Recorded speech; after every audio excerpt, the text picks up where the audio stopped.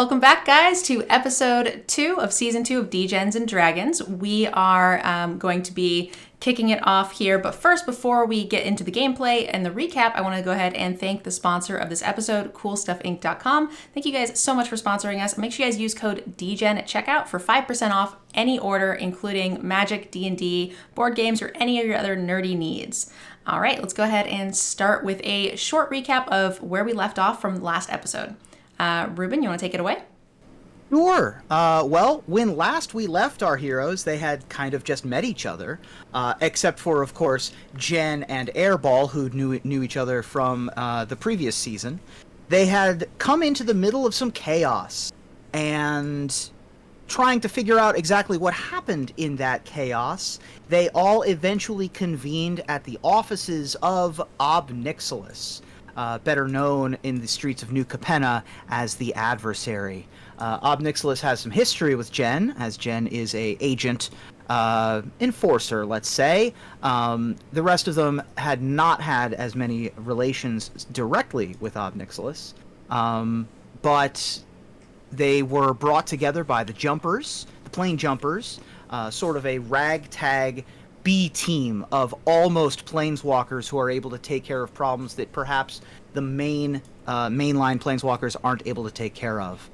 They were set on their path of the Plane Jumpers to discover exactly what happened at a party thrown by Jetmir, the leader of the Cabaretti faction here in New Capenna, and they were in a bar called the Ledger Shredder, a attorney and lawyer hangout in the city of New Capenna, but they'd also identified that there was a speakeasy in the back, and as they open the false bookcase into the speakeasy in the back, a well-known face to at least two of you is in the back, as we had a vote, I think, to determine who might be hiding out here in the speakeasy, and it turns out that it is a person that Airball has met before, a broker's agent that they ran into in Kamigawa, who appears to be hiding out in the back here as well. For those of you that play Magic the Gathering, this is also going to be familiar to you, as this is the face of Lagrella, one of the broker's enforcers. Jen, you can see yourself kind of in sepia tone across the bar here. And as the door opens and the silence is palpable and you could cut the tension with a knife between you, there is the flickering of a radio in the front room, and it appears as if an advertisement is playing over the speaker in the front room as the bookcase begins to close, and the radio says, "This episode is brought to you by Rat at Tat, Capenna's newest tattoo parlor that is definitely not a front for illegal activity. Featuring a full-service tattoo studio that provides high-quality tattoos to clients around the plane and absolutely no illegitimate goods or services. Featuring 500 square feet of clean, professional store with a casual atmosphere that offers highly trained tattoo artists, like our owner and lead artist, me, G Fang. And absolutely do not bring up any funny business. Ask about our discounted Rat at hats with purchase, able to fit any weird-shaped head you got. But please do not ask about unlawful business ventures upon the premises, as we are a legitimate one.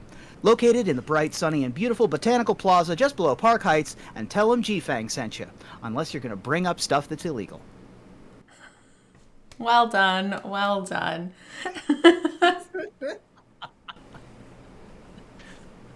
So that advertisement plays over the radio, a little bit of grainy music then picks up and starts playing, a lonely saxophone with a little bit of jazz vocals that's tough to make out here in this back room, which is very shady and smoke-filled.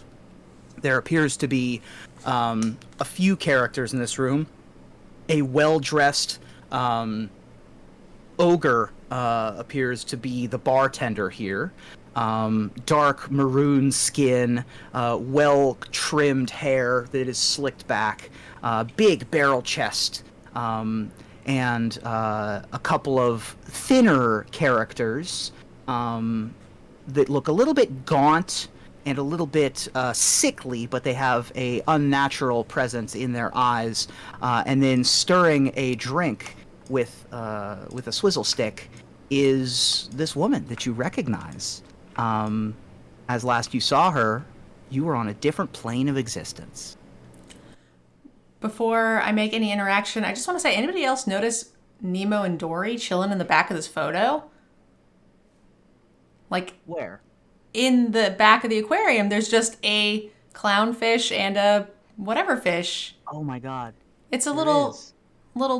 Dory, and there's like those two types of fish are not anywhere else. So it's like definitely a reference. That's cute. Very good. Canon, same universe. So I'm going to I see the girl. I'm going to go ahead and just like kind of turn around and like tap Airball on the shoulder and like point. I think your girlfriend's over there. She is not my girlfriend. In fact, I seemed to make her quite uncomfortable the last time we spoke. I guess we should get in there and see if we can figure out possibly where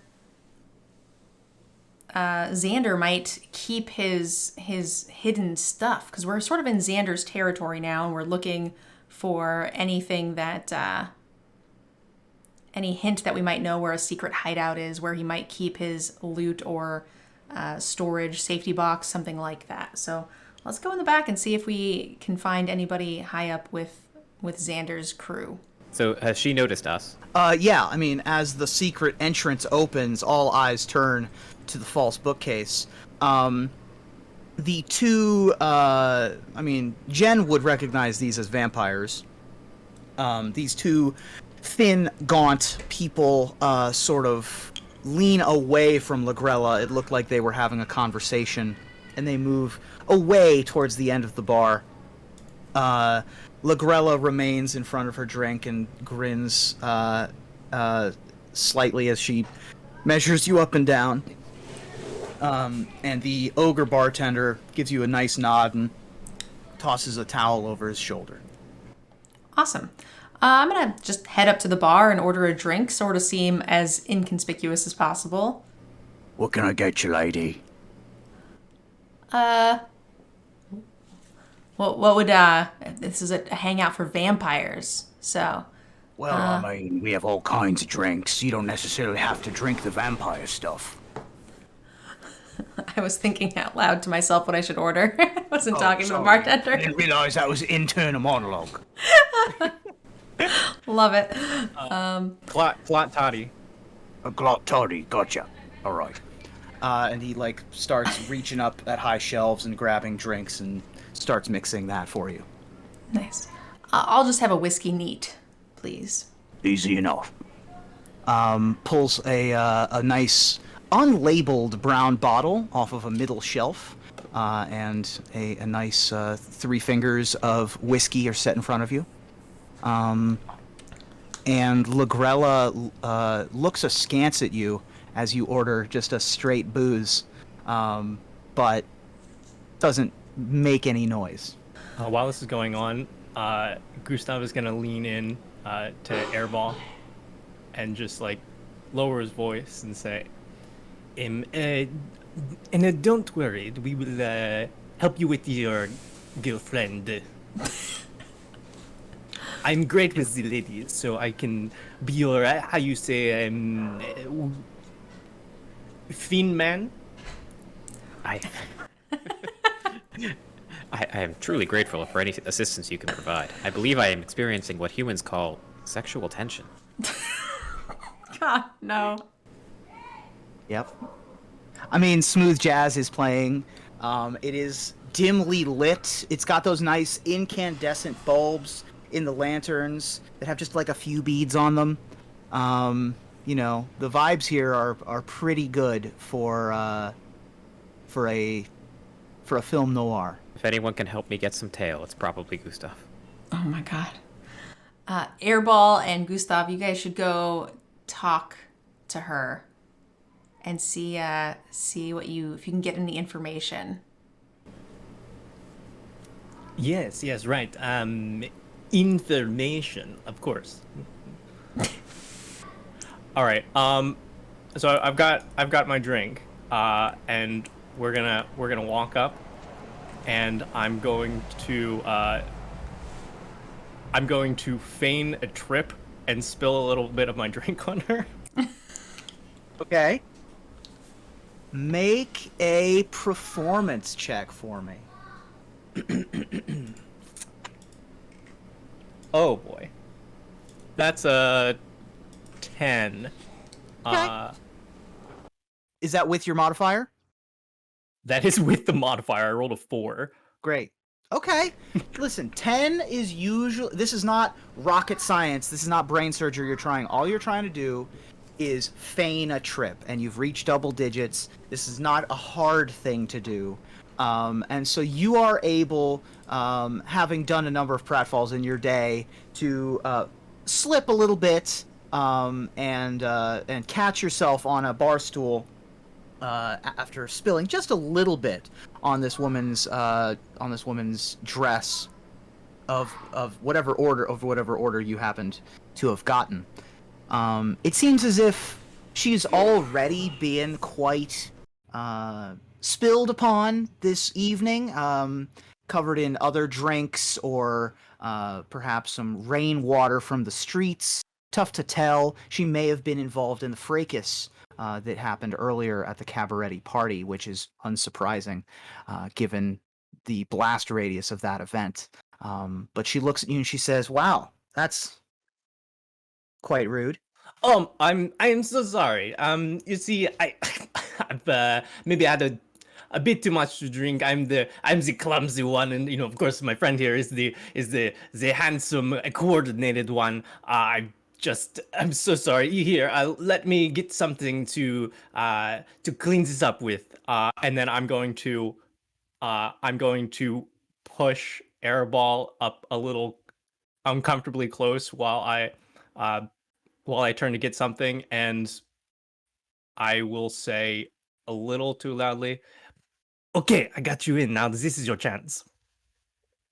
She will respond with, "Hey, don't you worry. You're not my type exactly, tall, dark, and squishy, but I understand that it's a mistake to make, and oh, I recognize you. How you doing, bucket of bolts?" Greetings. I admit to being a little uncomfortable, much as you seem to be. Are you too experiencing sexual tension? Oh, with Squid Gentleman? I mean, not yet, but we'll see where the night takes us, although you've just shown up, so, once is a coincidence, twice is a trend. We do seem to keep finding each other very often. I don't think did I catch your name? If I have, well, I've certainly forgotten it by this point. I am Airball. Here, allow me to help, and I'll disconnect like an air pump from my arm and spray it on the spill that Veggie's dumped on her shirt. Okay. Let's make a check for that. Let's make because this could go bad, is why I want you to make this check. Make an intelligence check. This would be more of a tinkering check, actually, if you're proficient with tinkering. Okay. I made you. I went ahead and rolled. I didn't think you had dice. I rolled a 15, so add it to whatever you have. Wow. 15 plus your bonuses. So tinkering, I don't actually see on my So chart you're not. If you're not proficient with tinkering, then don't add your proficiency. Whatever your intelligence score is. Okay, add so we that. rolled a 17 in that case. Great. So you're able to very deftly pull out your compressed air pump and dry off the section that Gustav so rudely spilled, and it flutters the fabric in a really excellent and flirtatious way, and she seems very pleased with that interaction. Meanwhile, Gustav, the ogre bartender, has handed you a couple of paper napkins that have the logo of the Ledger Shredder on them, and he's offered you his bar towel if you think you need that, but then looking over and seeing the interaction, he puts the bar towel back on his shoulder. Says, I think they'll be fine. Oh, yes, thank you. This would work fine. Also, could I get another one of these? And he's already finished the rest of the drink. Perfect, absolutely. And he starts shaking up another drink for you. Meanwhile, my name's Lagrella. It's nice to meet you again, I suppose, or meet you for the first time, either way. So, you found this particular hiding spot. What brings you all the way back here? Well, my friend who you also met back on my home plane of Kamigawa took me through a portal with her. Oh, yeah. And she looks over at Jen, get a big grin on her face and says, now, she's also my type. But I'm talking to you right now, so... Fascinating. Well, looks like she has a similar build to mine. I bet she has a similar resume as well. We have a lot to compare notes, as it were. But your specialties are a little bit different. You're a different kind of guy, is what I can tell. So, you're here to look around? Is that all? Take notes? Investigate? In a manner of speaking. Any specifics? Any areas of expertise or interest? My programming tells me that small talk is appropriate in this kind of situation. Do you come Well, here often? here? No. But Capenna's where I'm from, so I come here often. But Well, then what brings you here tonight? This particular room's a hiding space. I found myself in a bit of a dangerous situation and needed to get out of Dodge fast, so decided to hit up some of my old friends, and she waves to the couple of vampires on the other side of the bar, and lay low for a little while until everything outside cools down. It was quite a rough party. My sensors indicate that you are injured in some way. Have you been in an accident? She moves her leg behind. She moves her left leg behind her right leg, attempting to perhaps cover something up, and she says, "I'm fine. Thank you so much for asking. I'm just taking a load off until it's time for me to head home." You were gonna say, Jen? I was going to say, I'm going to turn to Astrals' character, Yom. I'm going to say, we shouldn't have let them go by themselves. This is a disaster. I agree with you, boss. At least we got a drink for the show.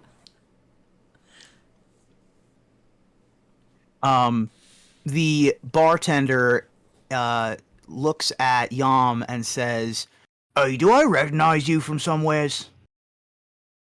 A bit of street fighting down in the proving grounds. That's what it is. Hey, you're the one that you got like a 5 or 6 fight win streak, don't you? Ah, you got me good there. Hey, how might a guy like me break into that business?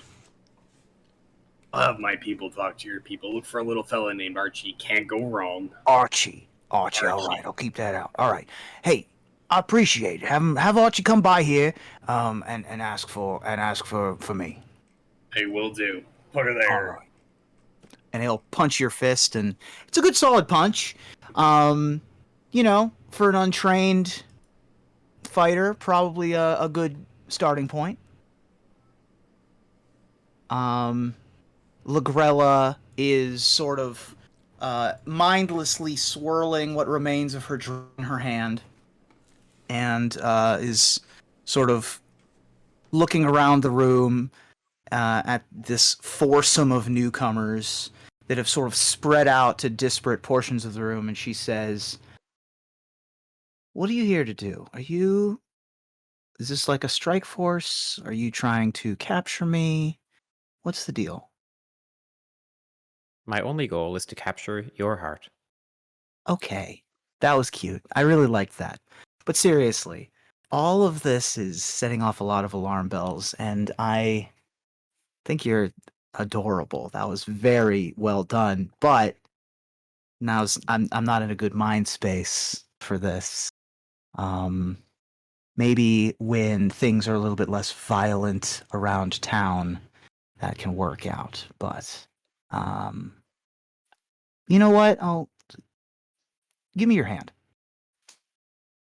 Okay, I'll reach out my hand to her and She reattach pulls the air out, pump. and she pulls out a pen-like device, but in your hand appears just like you would call like I do this when I'm signaling my phone. You just have numbers on this part of your hand. So instead of writing, she just types in the numbers on your hand. Just go ahead and save that for later. We can have small talk another time. For now, I'm not in the mood. Seriously, though, what are you people here to do? Have I made it back by this point? Sure. So Gustav has been like keeping an eye out, trying to make his way through the people, which has taken longer than he expected. To him, it looks like things are going poorly for Airball. So he's gonna more aggressively push his way over. Here's the last little bit there about Strike Force and Airball saying no, and he'll say, yes, actually, we are the elite Strike Force. We are here for we are here on behalf of Albert. I don't know if you've heard of him, but he is very important. And so are all of us. We are I've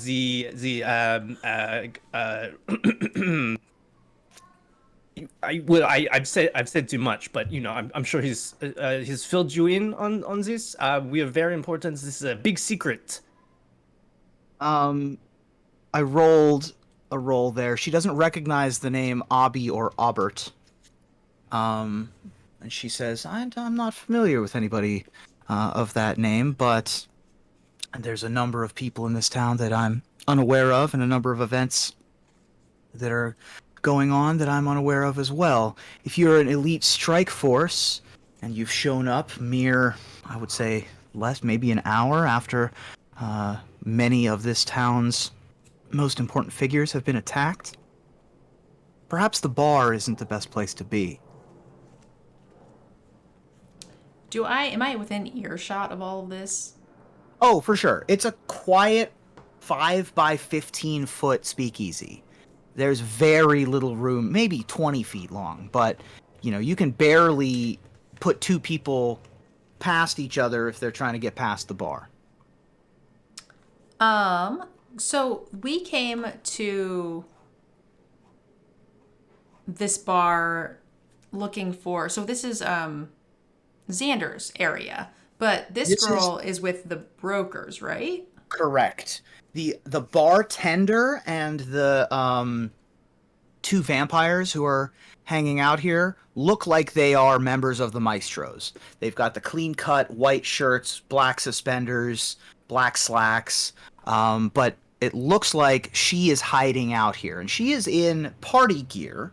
Not necessarily like a flapper dress per se, but certainly a ball gown that you would wear to a fancy party in New Capenna. However, some of the filigree has been torn. There's certainly other spill marks from earlier in the evening. It's easy to see that she was in some sort of danger at some point while wearing this outfit. But she is certainly not a member of the Maestros. All right. So I would know that, right? Correct. Yeah. Cool. I am going to walk up to her and say, so what brings you to this part of the neighborhood? She'll look at you and grin big and say, wow, this is my lucky day, apparently. I mean, I didn't have a home base to run to as I ran out of the soiree. I didn't necessarily have time to pick and choose which base I wanted to run to hide out in. I just happened to be running in this direction, and I remembered that I had a few favors that I could call in, and this seemed as safe a spot as any to hide out until the jamboree had ended. I see. And where do you plan to go after this? After this, I'll probably go back to HQ, check in with my boss, see how she's doing. From what I understand, I'll say this: if my boss had been killed, I would have heard about it, and it would have been on that radio out there. So, no news is good news as far as that's concerned. I think that my plan is going to be to stay hidden for now, till the water settles. All right. And you're not worried about being at Xander's local hangout, given that Xander is dead? I had heard about that. I mean, Xander's got dozens, if not hundreds, of hidey holes that his people can be in. As you can see, there's only 3 of the maestros here. I'm sure everybody else has gone to ground.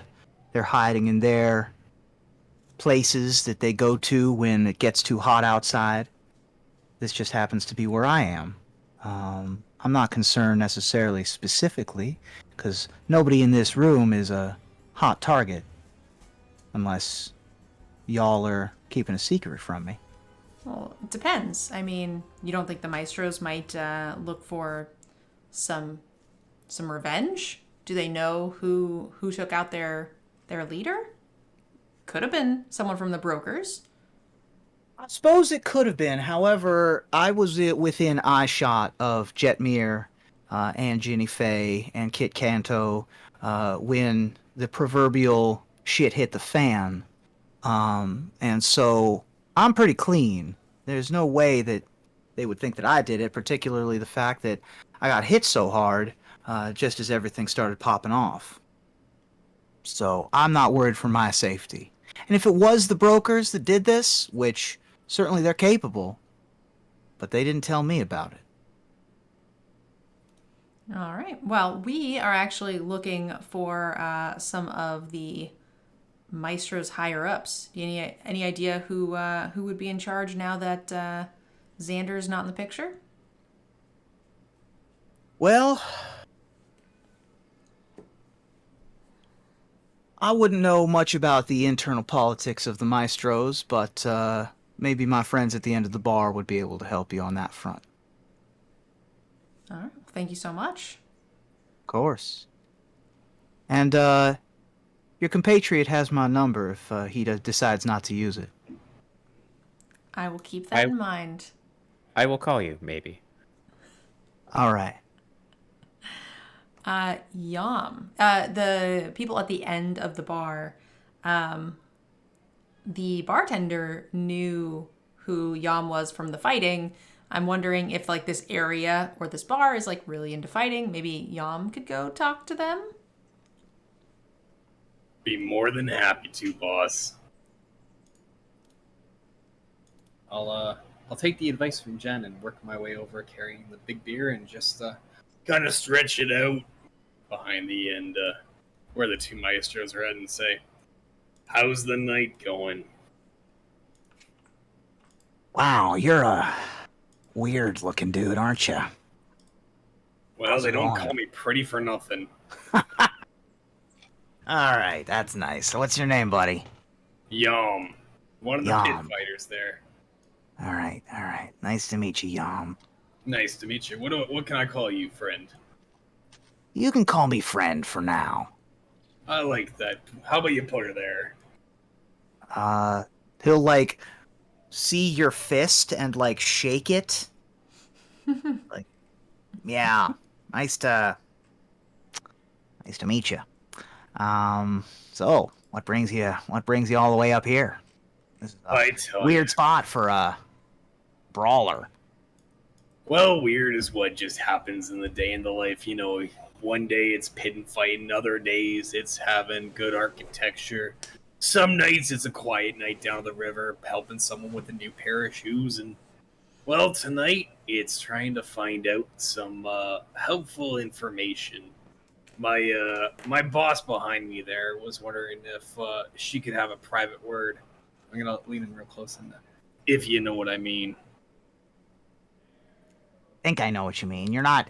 There's a private word, as in like a private word, not a private word. It's like you're not making a sexual innuendo thing happen here. I'm a very literal person. Yeah, I get that. You got C- written all over you. All right. Yeah, I'll go talk to her. And this guy kind of like ambles past you, and like as he walks past you, his face like gets really uncomfortably close to the side of your head. And he like just sort of like looks at the side where your sideburns would be if you had them, as he moves past and ambles down towards the bar, and towards Jen. Hey, how's it going? Hey, I was wondering if you could help me out. I'm actually looking for the next in command. Now that I have heard that Xander is no longer with us, I have some pretty important information the Maestros might want to know about. Okay. Well, I know who you are, so I think this is fine to share. You're looking for the next in command? Well, you found him. My name's Angelo.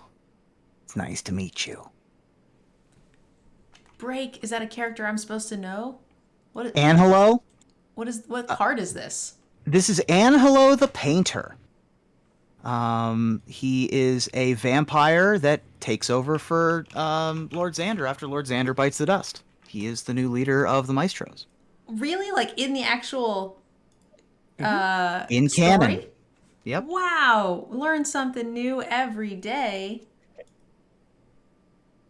Wow. Okay, sorry. I'm just amazed. I get to learn all the cool magic story stuff. Yeah.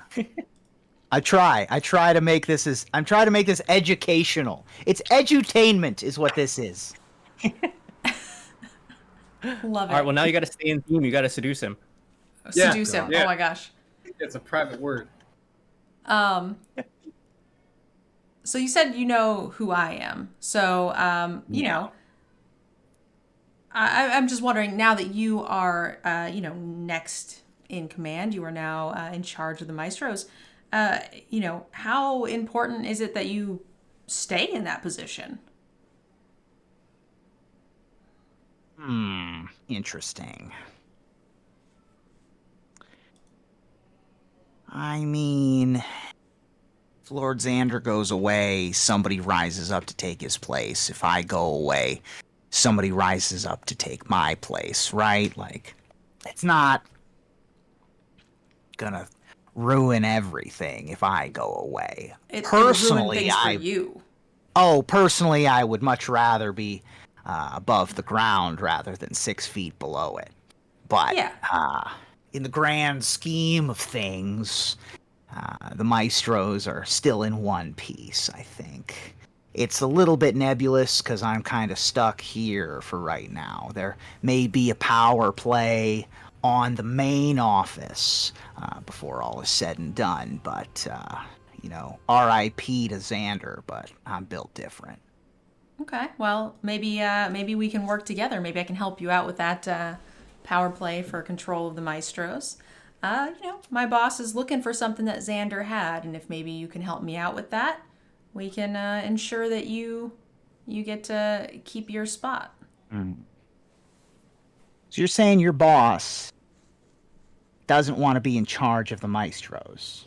That's the impression I got anyway. He's much more of a random action generator. It didn't really seem like he had designs on leading the family in mind. Well, let's say he doesn't necessarily want to lead the family, but he also doesn't want any of the families to have more power than him. So we can maybe meet in the middle. You get to lead your family, you stay out of his way, we work together. Make a persuasion check for me. I can do that. You're trying to sell him on sharing gang territory. More like, not necessarily sharing gang territory, more like he can be in control of the Maestros so long as the Maestros are working for him. As long as the Maestros are working for Obnixilis. Right. So persuasion plus 4, 19. Angelo has odd sclera with the coloration of his eyes. Instead of having like white eyeballs, they're shaded grayish. Even in this darkened light, you can tell. And the pupils and irises are brighter and almost feel like they're iridescent behind them a little bit. And he's sizing you up and considers your words and is very, takes his time. And he thinks to himself and he says, I'm in a very precarious position, so right now I think I can, we can come to some sort of arrangement right now. But we're going to need to have a longer discussion in the future about what this means. But for right now, I think I can trust that we have similar designs in mind. You said you're looking for information. What, do you have any ideas what that could mean? Yeah. So Xander was trying to keep something from Obnixilis, and Obnixilis would like to get that item back. As soon as you say the name Obnixilis, just like out, he like makes sure that no one else is necessarily within earshot of you saying that. And no one is. No one is directly next to you. And he looks back at you with narrowed eyes and grins a little bit and says, guess we are kind of on the same team here. If you're willing to share that information, I'm happy to tell you. Xander was a collector, and he had a lot of art and sculpture and old pieces from, back when it wasn't new Capenna. You know what I mean? Lots of plinths and busts and old histories. And he kept it in a vault. Kept most of his prized possessions in a temperature-controlled place where they could be kept safe, and he could go down and look at his treasured historical artifacts whenever he wanted to. That's probably what you're thinking of. Now, the vault is, well, it's hard to get to. It's got lots of security around it. It's probably the most secure place in all of New Capenna. Even if I told you where it was, you'd have a hard time breaking into it. And I don't necessarily know how to get into it myself. It was not a maestro's location. That was his. So I'm happy to take you to the door, but it's going to be your responsibility to get inside for whatever it is you want. Who would be in control of that location now that Xander's dead? I assumed it would be you. Oh, good heavens, no. I'm in charge of the business operations, kind of a right-hand man. I manage the people, not the stuff. Particularly his personal art collection. That was his business at his undisclosed locations. I only know about it because, I was allowed to know about it because it might be where he would go to hide in a situation like this. Okay. But I don't know how to get in, and I don't think anybody knows how to get in. It's just a security system. It's automated. There's probably golems and glyphs and traps and things down there if you're trying to break in. But as far as I'm aware, there's no head of security. Okay. Well, I would really appreciate it if you would take us down there, and I'll make sure that that you are repaid in kind.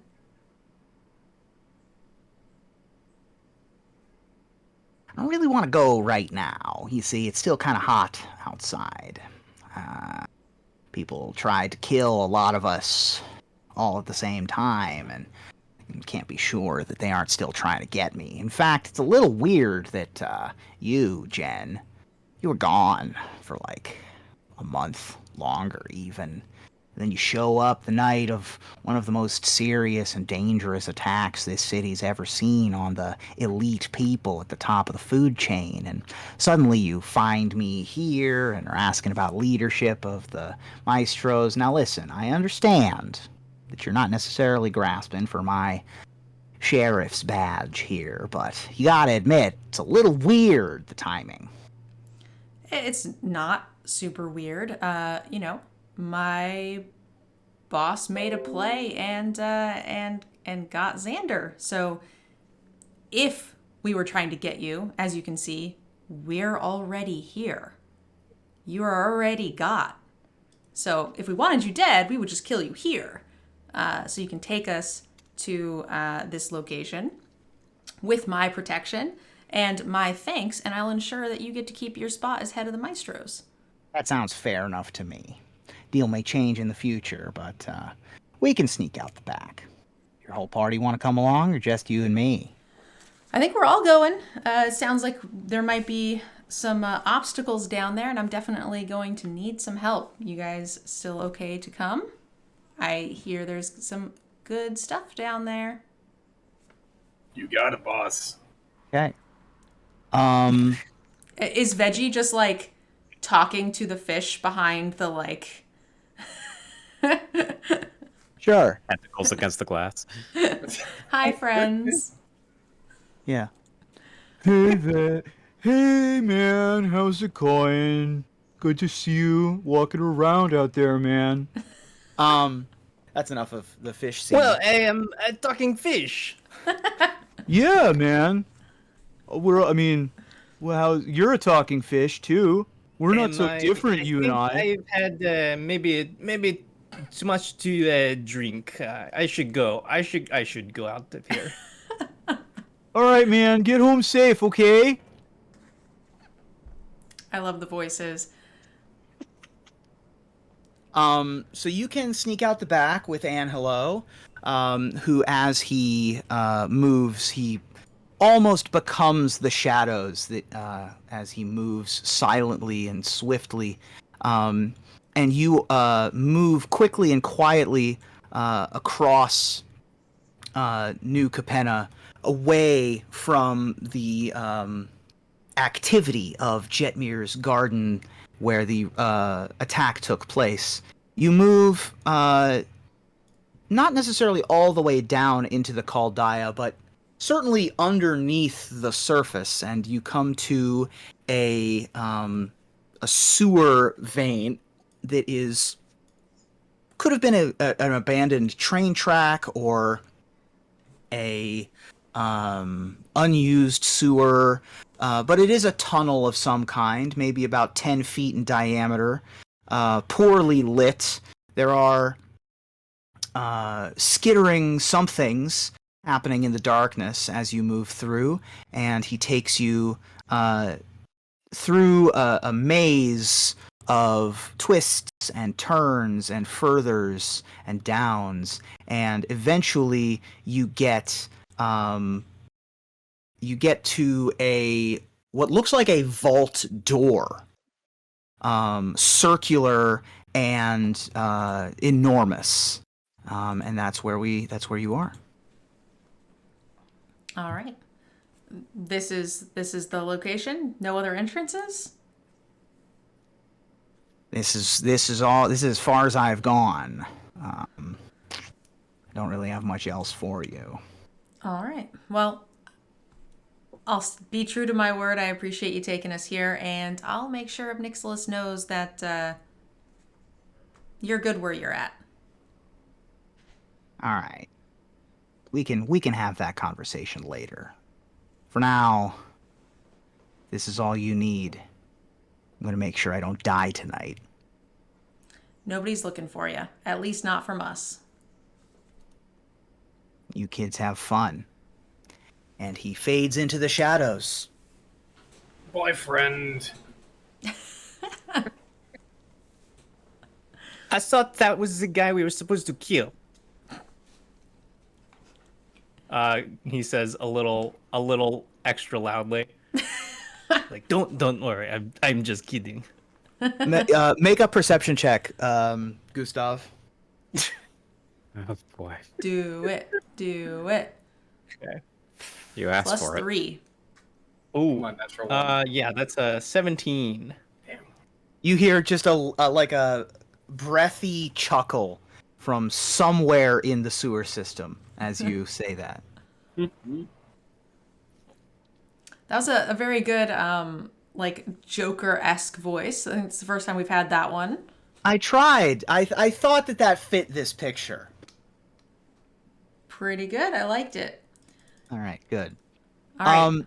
So you all are at a large vault door, with no knowledge of what's inside of it, other than this is where, I mean, you know that this is the location of Xander's vault. But beyond that, who knows? All right. And should we all try to make like some checks to see if we can come up with how we might open this vault, or see Well, if tell me anybody what you want. Yeah, I mean, you're in front of a vault door. It is locked. Yep. I'll tell you what checks to make. You tell me what you're doing. I want it open. I just want to look at it and see if I can tell what we might need to get. Do we need like Xander's eyeball? Do I need to like go get Xander's head and like open it? Like, Sure. Go ahead and make an investigation check at advantage since you're all doing it together. all right, so everybody is at advantage. Well, either two of you roll or one of you rolls at advantage. I see. I take the advantage. You should do the advantage, NG. I only have +1 to investigation. Oh. I think mine's much better. I'm kind of the muscle. Octopus, are you any good at this? I only have a +1. I feel like with your extra tentacles, you should be able to feel around or something. Are you tentacle proficiency? Do any of you have sleight of hand proficiency? I do not have proficient. I'm just +1. I do. I'm +3 in sleight of hand. Okay. I will let you use your proficiency and add it to your intelligence. This is going to be an investigation sleight of hand check. What that means is you're going to add your investigation, or sorry, not your investigation, your intelligence, whatever your intelligence bonus is, and then if you're proficient, you're going to add your proficiency bonus. So this is you feeling around the door, not necessarily looking, not necessarily listening, but using sleight of tentacles to see what locking mechanisms are in place here. Okay, Airball, you should watch closely because this is how you treat a woman. Oh my god. It's like those videos back in Kamigawa.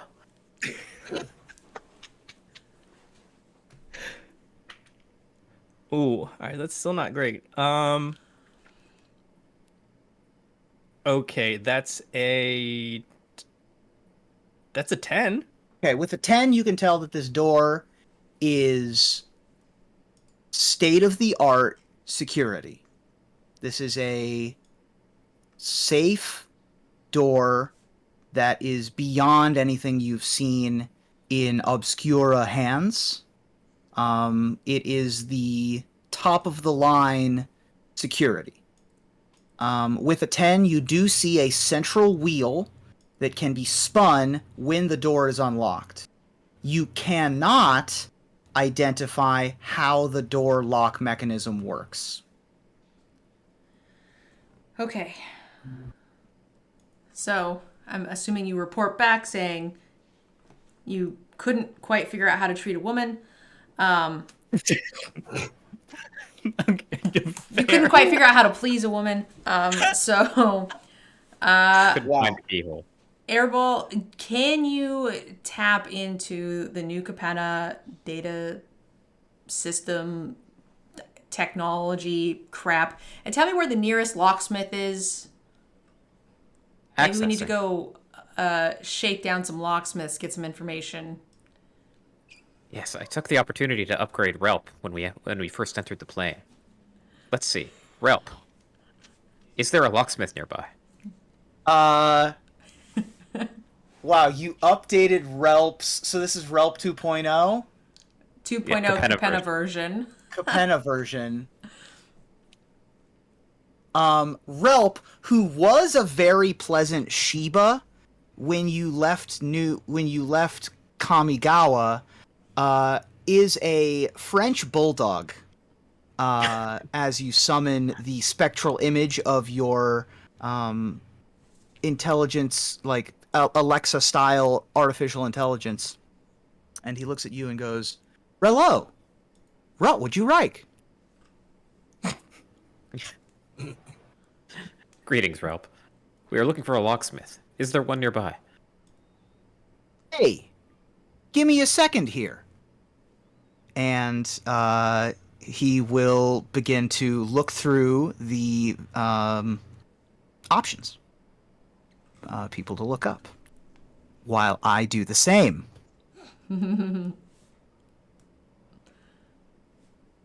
I don't know. With us not having any idea how to get anywhere with the start of this door, I feel like it's best to just maybe we send Yaman to like tell this locksmith to come open the door. Well, I was gonna ask, because I've worked with the Riveteers, is it a potential that I might understand the structural integrity of the wall? I thought you were going to ask to just punch the wall down. That's kind of where I'm getting at, but Right. I would say you could make a check of some kind to determine that. Give me a survival check. okay. I don't think I have much in survival aside from strength. Survival's the closest I can think of You're to +2. I know these streets Oh, kind okay. of situation, you know? 18. Woo! Okay. Looking at the structural integrity around you, you do not find any weak points on the wall. In fact, far from it. You find that as you knock on the stone, behind it there is armored wall. It is a highly secure area that, you know, even it might be easier to blast through the door than through the wall. You don't necessarily know. Okay. So Relp comes back and says, "The best locksmith in New Capenna, as well as one of the most valued, is Toolbox." let's head to Toolbox. Time to talk to an old friend. Yeah. Yam, you know Toolbox from way back. So you head on over to Toolbox's Toolbox. Well regarded as the place to go for lockpicking, locksmithing, security systems, all manner of getting in and getting out. And it looks like the place is closed up for the night. But Yam, you know that Toolboxes is never really closed. Gonna head to the special spot to get in behind Toolbox. Okay. Yeah, easy enough to do. You've been here a number of times, so you know that on the sign, there's like a neon sign on the side of the building, and behind the neon sign, there's a call button, and you're able to, much like calling up into an apartment, there's a buzz inside, and then on the other side of a receiver, "Who is it?" Toolbox, it's your old buddy Yam. What are you doing here? I need a little toolboxing help myself. Mind if me and a few friends come up? You friends? How many? 2 and my boss. So that's 3? If you can count that, I kind of. You asking me if I can count that high? Listen, Look, you got I punched lo- in the head so many times. We can talk about this later. All right, fine. Yeah. You trust these people? As far as I can throw them, which is, pretty. Which is pretty far. All right, come on upstairs. All right. And as the buzzer goes off, a trap door in front of one of the windows opens and stairs go down. Down we go. All right. I'm going to let Yam take the lead here because he knows these people. So the intent is to get Toolbox to come to this door, or do you just want to talk to him? I would say, either to come or we get a device and or devices to go boom boom and blow up said door. I mean, I didn't really come with any agenda in mind. Like, I figure maybe get information about the door, if someone is not helpful, then we just like grab them and like take them to the door and be like, we will punch your face in if you don't open this thing. I don't know. I'm flexible on the path from here. Okay. So you begin to walk down these stairs, and something happens as you're walking down these stairs, where instead of walking down them, it now feels like you're walking up them. In the middle of the darkness, the gravity shifted in some way, and now, even though it doesn't feel like you've changed any direction at all, it feels like you're walking up the stairs, and you approach like a cozy-looking door, like a cozy-looking wood door with light peeking out of the bottom of it, and the door is cracked a little bit. I'm gonna do the secret knock to prove it's me and do knock, knock, knock, knock. Toolbox, come on out. Yums are hungry and needing to figure things out. That is adorable every time. Come on in. Good to see you, Toolbox. Good to see you, buddy. Toolbox, Tori, comes up to about your knee. He's, well, maybe a little bit bigger than your knee, but he is a devil person. Perhaps even smaller than Archie. He wears a driving cap, is currently wearing a smock, like a leather smock, and has some jeweler's loop glasses on.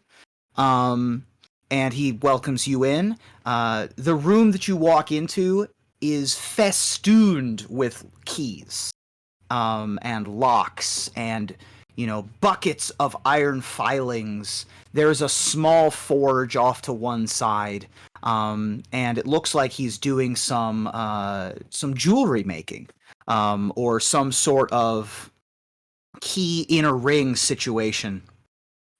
As you walk in, and he gets up on a stool and spins around and says, "So, nice to meet you all. You have me at a bit of a disadvantage. So I guess I'll get started. My name is Henzy. Henzy Toolbox Tori is what they call me, and I am the preeminent locksmith here in New Capenna. And my buddy here, Jan, back, made me a lot of money very quickly, and I hope that you all are friendly and not here to rob me." We're not here to rob you, that's for sure. That is good. Thanks, Yam, for not bringing robbers to my house. I do try. Well, you failed in the past, so I'm just, I'm a little on edge. You've brought very tough customers here before. She was good looking, okay? I'm sorry. Yeah, so is she, but that doesn't mean she's not gonna kick my ass. Well, you know what? I'm gonna leave it to you and her. All right, I'm just gonna back out. This is weird art. No, you're not going anywhere, Yam. You come back here. This is not. You don't get to just leave. My contract says I can. Wow, you can read now? That's insane. Yeah, Archie helped me. It was really nice. Archie. Anyway, All right. So what do you need, new friends? We need some help, and we need some information and possibly help opening a door. We are trying to get into Xander's safe. And we were told you were the person to come to. Now I wish they were robbers. I wish that they were here to rob me of my things. Yam.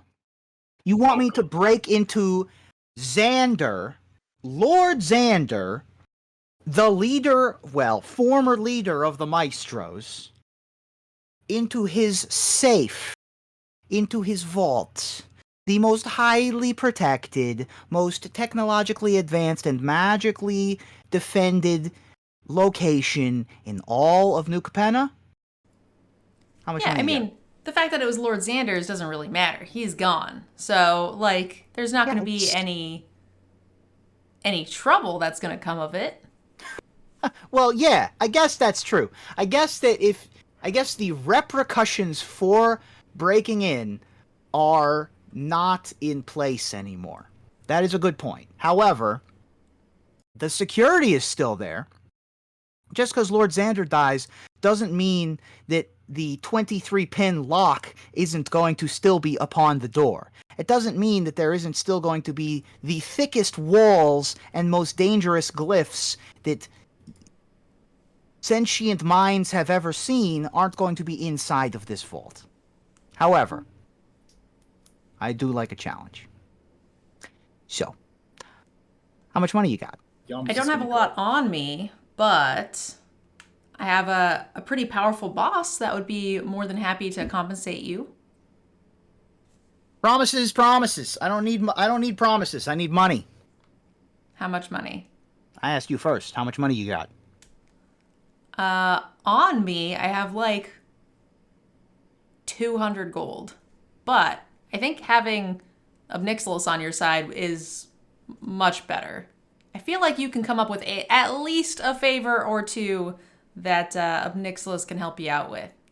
Listen, I appreciate the situation that you're in, but 200 gold for me to start on this is not going to be enough. What else you got? You three.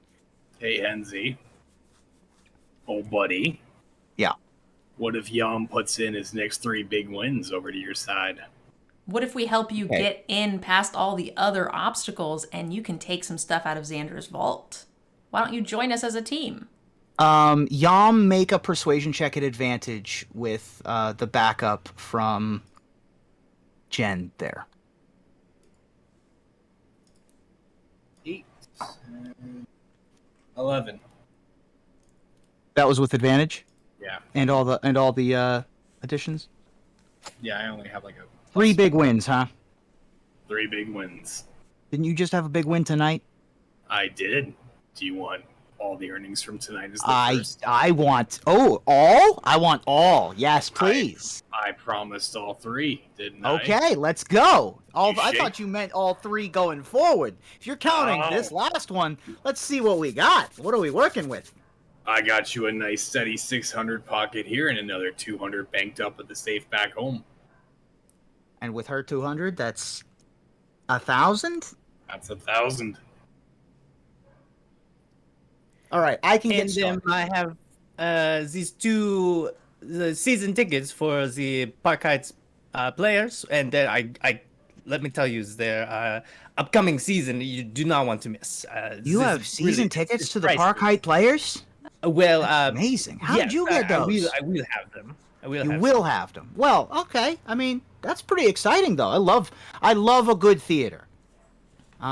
It's always nice to take part and see the arts and support, the struggling artists like that. I used to do a bit of performance art myself back in the day, a little bit of stand-up comedy. Sort of left that behind in my younger days, but it was a good time.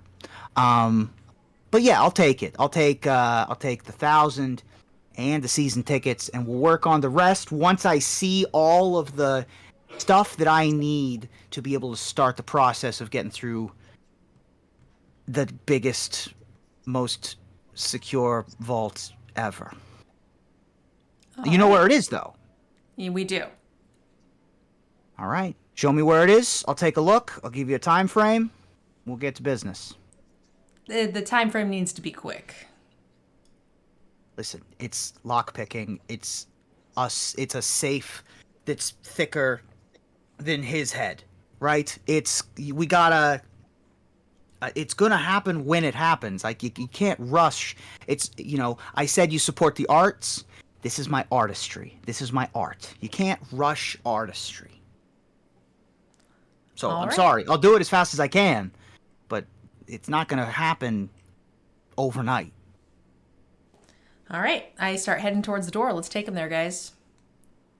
Okay. Good. You guys, we'll do a montage here where you go down the stairs, out the front, back into the sewers. You're able to relocate the sewer entrance, get down into there, take the maze down, and locate the vault. Toolbox looks at the vault door and, takes out a stethoscope. He's got his jeweler's loop glasses. He's got a couple of magical devices that he unfolds and does some scans. He looks and he does this over the course of about 15-20 minutes. Takes some notes, and he says, all right, I'll be able to get started. I'll need to order some specialty products. I need to get into contact with some people to be able to get what I need to be able to do this. But I can get started on this door in earnest in about 3 days once I have all of my things. And then once I get started, it's going to be maybe 4 hours, 5 hours of getting through this door. I mean, it's a complicated lock system, but, with any luck, I'll be able to get through it in maybe 4 hours. But it's a process. Is there any way we can get the things you need now? Not likely. What is it that you need? Well, I need a magical set of lockpicks, the only source of which currently is not existent in the world of the world, but I know how to get access to them, as well as a magical dampening matrix to be able to turn off the security that prevents lockpicks, such as myself, from doing said artistry. And also, I will need a particularly strong, long, and thin tumbler hold to be able to keep all of the pins in place as I go along. I'm wondering, will I have any information if this is like something that Nicholas would have access to? I mean, this is not Obnixilus's specialty. But like anybody in his network, does he have like people that do this kind of stuff? Not that you're aware of. Okay, then I guess we're gonna have to come back in 3 days. What do you guys think? Veggie? Any better ideas? I think we should just punch it. And Gustav gestures to Yam. I feel like it would take much less time than this person. Airball? Yam's just I think we should let the professional work. What were you gonna say, Yam? I was just going to say, Yam's going to turn to Gustav and be like, and this is why you don't know how to handle a woman. Things take time. If you don't pleasure and enjoy the simple and little things in life and enjoy the time. Okay, Yam. All right. Yam, I need you to... This is... Okay, listen. I appreciate that you're on a time frame here. I appreciate that, things are weird in New Capenna right now, but can't rush this. The shot. All right. My friend here is an excellent Fin man if you need help. That's good to know. I'll keep that in mind. And season tickets. I mean, that's all the Fin man that I need. Yes, just make sure to write down your address so I can make sure that they send it to you. You've been to my place of business. Right, of course. I'll write it down. All right, guys. So I guess we'll just have to come back in 3 days. What are we going to do? I know a bar. Well, we were supposed to find out the source of the... At Jetmir's place, there was the magical item that protected Jetmir, and that's our other task, is to find out what that was. So maybe we just go there, see if we can try to get that accomplished over the next 2 or 3 days. Maybe we can find a nice squid lady for Gustav in the meantime, and come back. Yeah, that sounds like a good plan. All right, Toolbox, we'll see you in 3 days. Sounds like a plan. I look forward to it. Okay. Yam, stay out of trouble. Well, unless you're in the ring, but You know me, Toolbox. I got you, buddy. Hey, stay alive. That's all. You too. I worry about him. He says, like, as an aside. Anyway, you guys move on. You're able to get back up to the surface. And if you're headed back towards Jetmir's, as you head in that direction, you do hear a bit of commotion from the area. I guess we're gonna head that direction. Airball? Yes. Any info? Can you see anything? What do you think? Should we go towards it? Well, I think this is a good opportunity for me to replicate my Wand of Secrets, which was one of the abilities that I acquired in the last season Okay. when we leveled up, and use it to see if there's any traps nearby. Interesting. What is the range on Wand of Secrets? 30 feet. 30 feet. I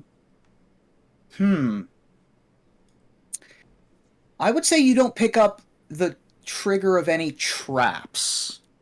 However, something that is trap-like is making this ruckus. It is somehow mechanical in a way a trap is. Okay, and the wand is pointing me towards that. Yes. Okay, do we want to just run straight for it? I'm into it. Let's go check All it right, out. let's do it. Yeah. As you turn the corner, you emerge into a bit of a plaza in front of Jetmir's place, which has mostly been calmed and cooled down. However, something is making a new ruckus here in this plaza. There appears to be a struggle. Again, many riveters and people who are cleaning up the area are taking cover as in the middle of the plaza, a huge 15-foot topiary dinosaur has come to life and is rampaging and making a dangerous situation even worse. And it turns to you and snaps its jaws at you like a trap might. And you can sense that this topiary is some odd amalgamation not only of plant, but also of machine. So as you round the corner and the citizens of New Capenna that are here run for cover, and the four of you emerge into the plaza in front of Jetmir's gardens, there is a massive 15-foot tall, beautiful green topiary that has in some way come to life. Airball, you recognize the telltale movement and herky-jerkiness of animatronics. This is a fully mechanical or fully mechanized beast, not a warforged or a technological simulacrum like yourself. This is a full-on pneumatic, probably uses some sort of fuel situation, and oh, by the way, also plant-based and has been come to life and enchanted in some way to start to wreak havoc. It's very difficult to tell where the machine ends and the plant begins, partially because it's rampaging across this plaza and coming right in your direction as it sees you approaching its territory. And with that, we will roll for initiative. Oh boy. Oh, combat. This die is very hard to read. I chose the wrong die. Oh, God. 6. 7. Oh man, I rolled low, huh? 6 and 7? Let me see what my bonus is. 19? That's a good number. Go, Squid, go. Are you rolling for me or no? Good, I'll be the first sure. run away. I rolled somewhat low, but I rolled higher than you guys. Airball got a 14.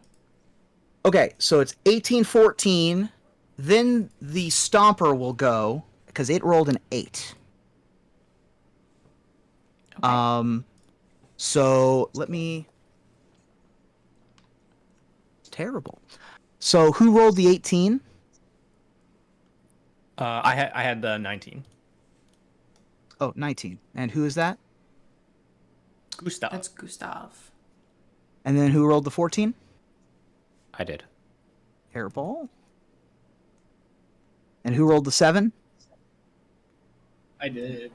Okay. Yum, and then I rolled then- the 6. And Jen last. All right. Which means, Gustav, you are up first. Yeah, I'm. Gustav is not about this. He's immediately going to stop, turn around, and make his way to the back of the group. Smart. Okay. Anything else? Um, You have an action and a bonus in addition to your movement. yeah, let me see. I don't think that I will take a regular action, but I will. Let's see. Use bardic inspiration. Okay. Great. As I'm hiding behind the rest of the team, I will I'll encourage okay, yes, this is your opportunity to you protect me. I got you, calamari. Nice. So Yam, you will be the beneficiary of a D6, which you can add to any D20 roll, which includes attacks. This includes skill checks, anything, saving throws, something like that. Gustav, you are choosing to not use your action. I will say, in addition to your traditional actions, there's also the general actions that can be taken, things like dodging, hiding, or dashing as an action. Yeah, what is the I guess what's the closest thing that I can hide behind? So you're in a plaza. This topiary came to life. There are other bushes and trees to hide behind. I will. Yeah, I'm gonna head to the closest tree, and then also, if I can disguise myself a little like the tree.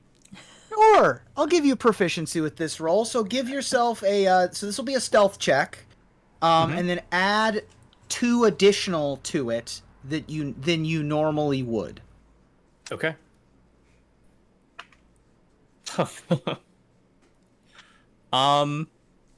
Actually, okay, it's a 10. It's a 10. Okay. You've played trees before. You think you're doing a pretty darn good job. Airball. Yeah, so you said that I recognize the telltale signs of animatronics. Do I know anything about what this thing is vulnerable to, or anything it's attracted to, or... I would say go ahead and make an intelligence check or a history check for me. You rolled a natural 20 on whatever it is you decide. Wow. They're both +4, so it's Okay. 24. With a natural 20, you you are in your wheelhouse at this point, fighting against something that is also made of metal and wires. This particular type of technology, you well know to be dependent upon engineering and mechanisms. In addition to the fact that you saw that it was a trap, you see that its jaws are kind of moving in a trap-like pattern. In addition to just dealing it damage, you know that certain pressure points can be disarmed. You know that this thing can be taken apart, unplugged. If you get rid of a pneumatic system, it will stop working. If you unplug something key in either a magical or a physical sense, it will be much less effective. With a natural 20, you can see that there are specific joints where this is occurring. Being a Tyrannosaurus-shaped topiary, the primary points at which you could disconnect are the jaw, the neck, the tail, or either leg. And is that something that I need to get up close to it to do by hand, or can I, shoot at those spots? If you wanted to take called shots, those called shots have total cover, which means that you would be attacking at disadvantage on those spots. So but you could still hit them, and if you hit them, it is going to cause detrimental damage to this being, but they're going to be harder to hit than just saying, I aim at the beast. Okay, but if I can like actually walk up to it while it's distracted or something, then you can investigate, look for the spot, and then do a check. Yes. okay. Then is it legal for me to just infuse an item with like glowing light and throw it to distract it, and then run around the back? You could give that a shot, sure. Okay. So you're gonna infuse something with light and toss it away. Yeah. Toss it towards the T-Rex. Right. And then run around the back of it. Run around the back of it. It's a bit far away at this moment, as you've just emerged into the scene. You probably couldn't get there with your standard action. If you dashed, you could probably get behind it, but that would take your action. Let's do that. Okay. So instead of infusing an item, right, unless that's a bonus. It's other. I don't know if that makes it a bonus or not. So yeah, not a bonus. So you're going to sprint to what you hope is a blind spot behind this giant plant machine beast, and begin the process of finding where exactly you can hit a pressure point to be able to take this thing down. It doesn't really recognize you as a threat. The topiary stomper sees a fellow machine person and doesn't particularly care that you run behind it at this very moment in time. You didn't hurt it. It doesn't feel the need to hurt you when there are beings of flesh in front of it. And so it maintains its eyesight on Yom and Jen and Gustav, and it begins to move forward. We'll move outside of your attack range, Airball, if you want to try to take an attack of opportunity. What do you think, team? I think I'll decline, because what Ruben just said was that if I had attacked it, then it probably would see me as a threat. I think I can sneak up on it next round if I don't take a swing. I mean, if you're sneaking up on it next round, what you're hoping to do is get a free swing, and that's kind of what the attack of opportunity is. So you would get one attack on it without it knowing or targeting you next turn. But right, that's kind of the same thing as this. But my plan next turn isn't going to be to attack the thing. It's going to be to like disable the jaw at the pressure point and completely disable it. I see. Then yes, then you probably should not have hit it. Okay, then I'll pass. Okay. It moves with breakneck speed, but in its herky-jerky kind of crappy machine pattern, up into the grills of the two people who remain behind, the two beefy boys and girls who remain. And it is going to make two attacks, one with its bite and one with its tail. It is going to bite at Jen. Jen, does a 14 hit you? Sorry, 13. Armor class 16, baby. Okay, the bite, it snaps like a bear trap at you, and it misses. As it snaps in that direction, the tail whips behind. And Yom, does a 18 hit you? It does. Okay, the tail whips and deals you 9 bludgeoning damage. As a odd amalgamation of branches and steel rebar hits you across the chest. And it's almost as hard as rock hitting you, or the brick house that you fought in the first episode. And and it wakes you up a little bit. And that's a good thing because it's now your turn. Awesome. Yom's gonna stand ready and go for rage and engage in right. frenzy. So I believe that. So you're a barbarian, yes? So entering a rage takes a bonus action. Yep. What does frenzy do? Frenzy is not this turn, but every further turn, I can use my bonus action as an additional attack. Got it. So when the rage ends, I take a level of exhaustion. Got it. Okay. So not this turn, but in future turns, then that'll take effect. Good to know. Great. So you have entered your rage.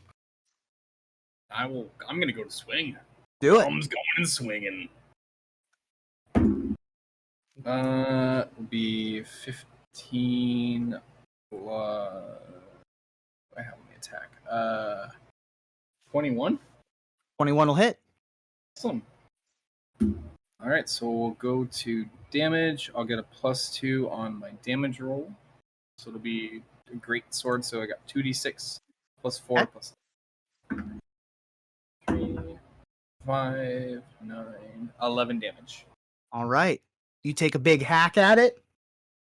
Part of a tree branch falls, and it's taken some damage.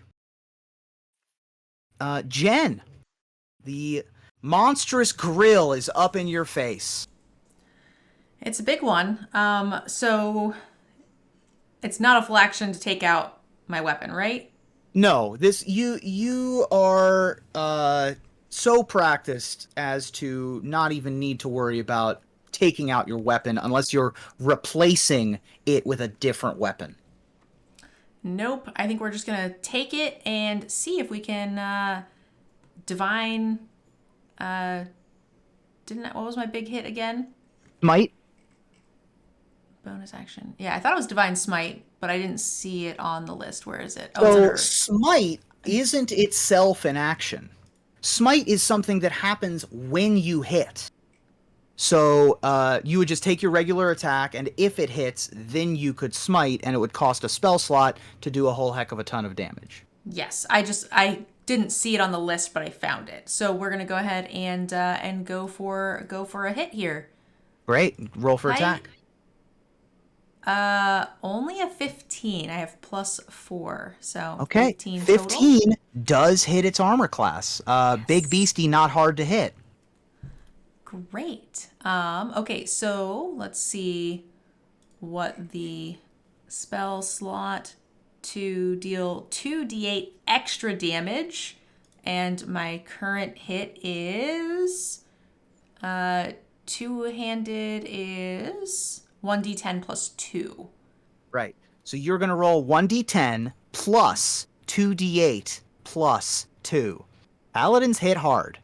Well, my d10 was a 1, so that's not exciting. The first d8 is an 8. Second d8 is an 8. So 17 plus 2, got 19 total. Incredible. Well done. And you take off a whole nother section of hedge from this topiary stomper. And there are bits of sparking electronics on the ground intermixed with the thorns and the leaves of the now quite damaged topiary. Woohoo! Top of the round. Gustav. Your hiding spot seems to have done the trick. Yeah, and now that he's seen that, there's been some significant damage done. This thing seems to be pretty preoccupied with that. He's gonna get up the courage to help a little bit. From his hiding spot, he's gonna throw a dart. Okay. Make your attack roll. It's a 10. 10 does not hit. Or rather, the dart goes in and doesn't seem to affect the topiary stomper in any meaningful way. It gets lost in the hedges. And I should have seen that coming. Is that your turn? Let's see. I think with that, I'm going to leave my cover also. All right. And try to move like out to help, but behind the other two that are already fighting. Great. You are in support. Not necessarily in range of this giant topiary and its massive bite or tail, as far as you can tell, without it moving. But in support of your allies. Airball. All right, so they've cleared a bunch of the hedges off of this thing. Are any Yes. of the pressure points a little more exposed than they were before? Anything a little I easier? would say so, sure. Jen was up by the head, and I would say that the neck point is visible to you. And I would say that the tail is also visible to you thanks to Yam. Okay, let's run up the tail to the neck and attempt to lop the head off, I guess. To lop the head off. Okay, so are you looking to attack here? Or are you looking Well, to... whatever you think is appropriate. I'm trying to like use some sort of mechanical skill to take advantage of this pressure point and have the head fall off of it. Got it. Well, you had identified that this thing is, in fact, basically made of traps. So I would allow for you to do a disarm traps check on the neck. This would either be an intelligence or dexterity check, or tinkering, as the case may be, to be able to get rid of some of its capability. Looking at the neck, you can tell that it does have a series of wires that connect the brainstem, it seems, but you aren't sure if it's exactly like a human brainstem, which of these wires mean what, without the intelligence check. Okay, let's go ahead and do that then. Great. I have +4 to whatever we roll here. All right. Your roll is 8 total. I suck. While you're familiar with animatronics in general and this type of... I mean, this is ancient technology as far as you're concerned. You've dealt with it in your travels, particularly aboard your old spaceship, but this is not necessarily something that you practice in your spare time. And so you grab at some wires, you start unplugging some things. Sparks come out, but it doesn't seem to be affecting the dinosaur in a meaningful way. Okay. Okay. It's now going to be the Topiary Stomper's turn. It was dealt a whole bunch of damage by two of your compatriots, and even though you're on its neck messing with it, it doesn't necessarily... It can't even see you, much less figure out how to get at you. So it is instead going to continue attacking the two targets from before. But it is going to swing and attempt to bite at Yam instead. Okay. Yam does a 16 hit your armor class. Yes, it does. Great. Then the bite is going to deal you... Well, threw that dice on the floor. That was very good. 13 piercing damage. Oh boy. I do have resistance to piercing and rage. You sure do. You are resistant to the piercing damage. So instead of 13, you'll take 6. I do need you, however, to make a Constitution saving throw, as some of the teeth in the bite here appear to be poisonous thorns. Natural 20 plus 5 is 25. Yeah, you shrug off the poison. Nice. You feel it and it goes through your bloodstream, but you've drank stronger stuff, so you're well equipped to handle this. Meanwhile, the tail is going to whip around. That's a 20 to hit you, Jen. 20 is definitely going to hit me. I have a 16 armor class. All right, and then I'm going to roll to try to deal you some damage here. Uh-oh. Pretty low. That's 6 total. All right, got it in my character sheet. Okay. Yeah, that's... I could have dealt you a lot of damage there and did not do so. But that's okay. I still get to play with my dinosaur. And so it spins around, it bites, it stomps, it slashes, it julienne fries, it does all the things that it's doing. It doesn't seem to be stopping or considering that it is getting hurt, and it is quite hurt. But it continues to fight on. Yam, it's your turn. Alrighty.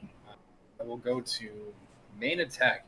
Yom's gonna take a bite out of this dino. 15 plus 6, 25. Hits. Right.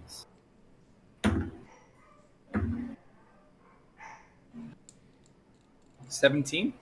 17 damage? Wow. Okay. Right. You take another big hack now at its tail, and you basically skin off an entire side of the tail. Big sparks come off of your weapon and singe some of the remaining leaves and some of the flowering plants that are on this T-Rex's tail. Half of it is machine and half of it is green, as you deal it a whole mess of damage. It is still functional, however, because the pressure point has not been hit, but it is damaged. Jen. Oops, sorry. What were you saying? Frenzy. I've got the frenzy bonus attack. Oh, you've got an extra attack. Yeah, of course. Go ahead. You have 2 attacks. 20. 20 hits. Nice.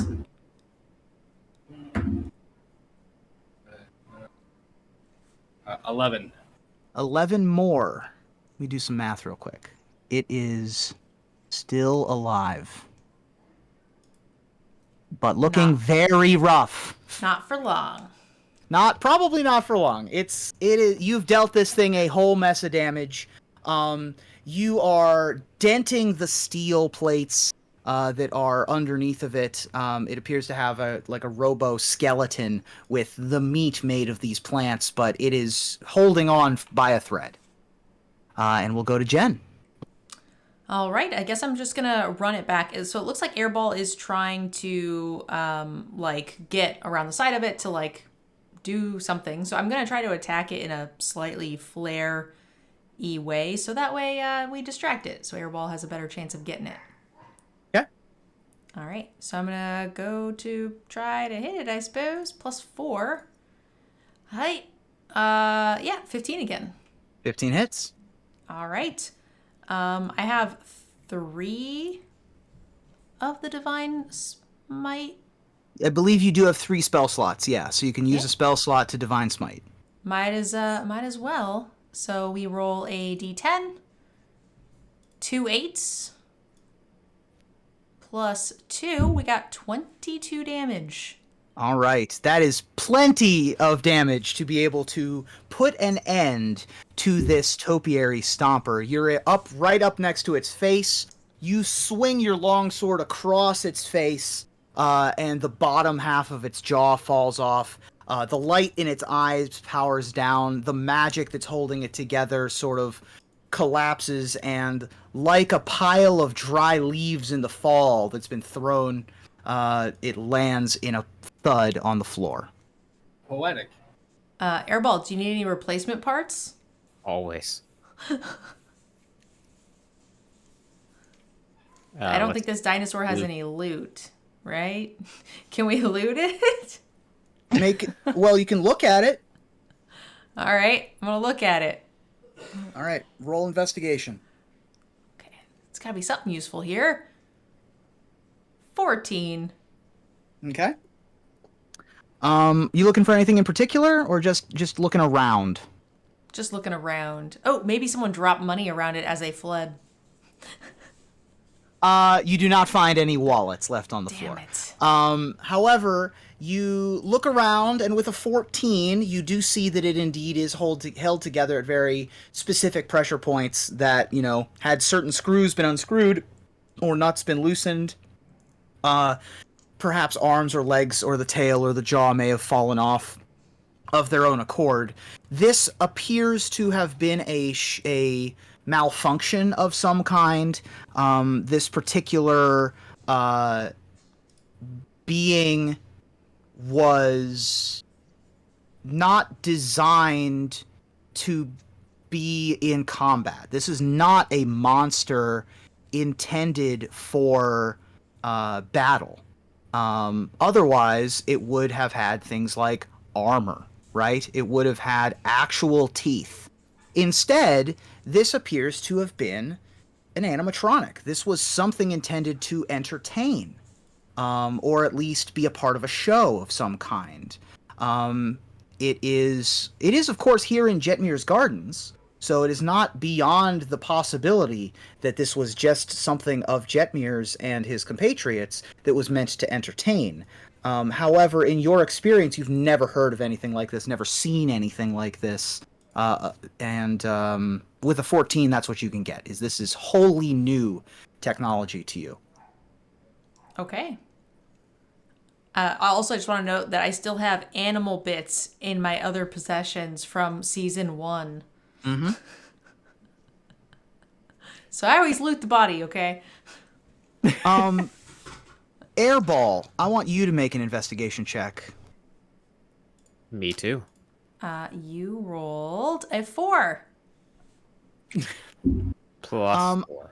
I So would 8. give Airball advantage on this roll because he was already looking. He was already in the neck. So go ahead and roll again. 13, including your bonus. Okay. Looking at the neck and shoulders of this beast, you do in fact find the button that you would have pushed. And also, right at the base of the stem here, you do find a what appears to be a partially burnt label of some kind. The most of which appears to have either been torn off or burned away. There is some sort of glue-like substance that remains where the rest of this label would have been, and only the bottom portion of the label remains. This appears to be a warning or a warranty label on the back, and the words that it says are, you see that it's the back half of a sentence, and it begins with, or concerns about your purchase or warranty, please contact MMIAF. MMIAF. Interesting. This sounds like a job for Relp. Relp, are there any business names or entities matching the acronym MMIAF? Processing. Please give me a moment. Relp is going to roll a history check. Let's go, Relp. You can do it. Well, that's a 16 on the dice, so that's pretty good. And I assume that Relp, being a being of research, has a wide swath of things that it can target. Relp goes through a few permutations and takes a few minutes to dig through all of the information that he has available to him, and says, I have located a organization with the initials MMIAF and a piece of advertising associated with them. Would you like to see? Yes. Processing. Now. A commercial like video screen pops up for all of you to see. The four of you can approach, and this would play out here in the plaza. Would you like to press play? Yes. Oh, it doesn't have autoplay? The future's Right. awesome. As you press play, a commercial begins to play. Grainy and hazy as it is, poorly recorded, but you hear some upbeat drums, and there's a guitar music that plays, and then a chorus of children are smiling and skipping towards the camera, and with them there is a cartoon clown, sort of mascot that skips along with them. And a voiceover comes over the top, and it says, "Where in the multiverse can a kid just be a kid? At a place like no other."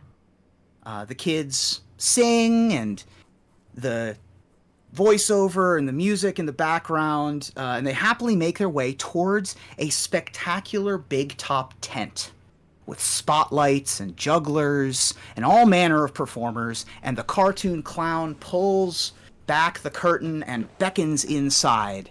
And the voiceover says, "For more than 300 years, and having visited more than 550 locations, it's been the multiverse's #1 place for fun for kids of all ages and their families. Want to try your hand at our thousands of games? Be our guest." Excited children play air hockey and point and have wide open mouths at animals and performers, and they dance on dance pads and shoot laser guns at targets. A little goblin girl wins a water shooting laser gun game, and the cartoon clown reaches up and hands her an enormous stuffed bear. And the voiceover continues, "From classic games and rides to the latest in entertainment technology and attractions, we've got it all. And what location can boast all of this? Only the best, that's what. So come on down to Myra the Magnificent's intergalactic Astorium of Fun. We'll never stop traveling the galaxies to bring you fun to your door. Never." At this point, the clown turns towards the camera, and it is apparent that the clown has been the voice of the narrator since the beginning of the commercial. And the guitar stops, and he says, "Never, even if you try. So you shouldn't try.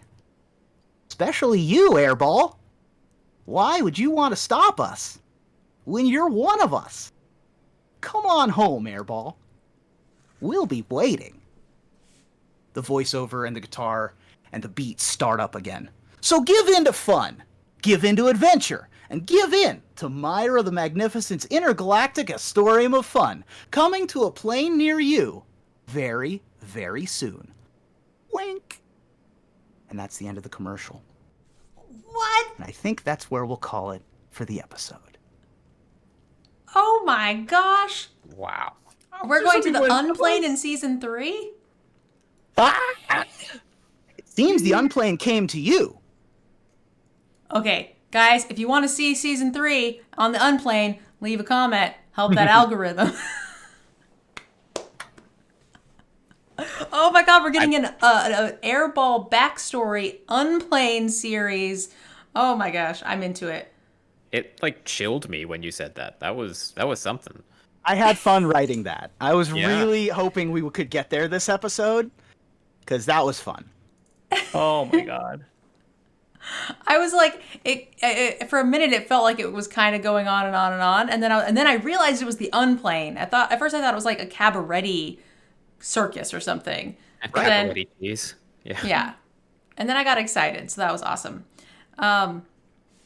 Okay. You might want to put a content warning for clowns on this YouTube video. Well, that was a hell of an ending for episode 2. We're going to, real quick, again, thank our sponsor, Cool Stuff, for making this episode possible. Make sure you guys use code DGen at checkout for 5% off to tell them we sent you and to make sure that they keep sponsoring these episodes. In our next episode, we are going to be finding Jetmir. We just got to his plaza and are going to take down the Topiary Stomper. But I think the next question is, where is Jetmir? And we'll find out where Jetmir is hanging out on the next episode of Degens Dragons. Absolutely. Leave us a comment down below, guys. Let us know where you think Jetmir is, and whatever gets the most comments, we'll go ahead and incorporate into the story. Thank you guys for hanging out with me today and doing some D&D. Are you talking to us? Yeah. Oh, well, thank you for playing D&D with me. This was great. I got I'm to do a supposed to be villain here. monologue. Kind of. I Thank you guys for watching, and we'll see you guys in episode 3.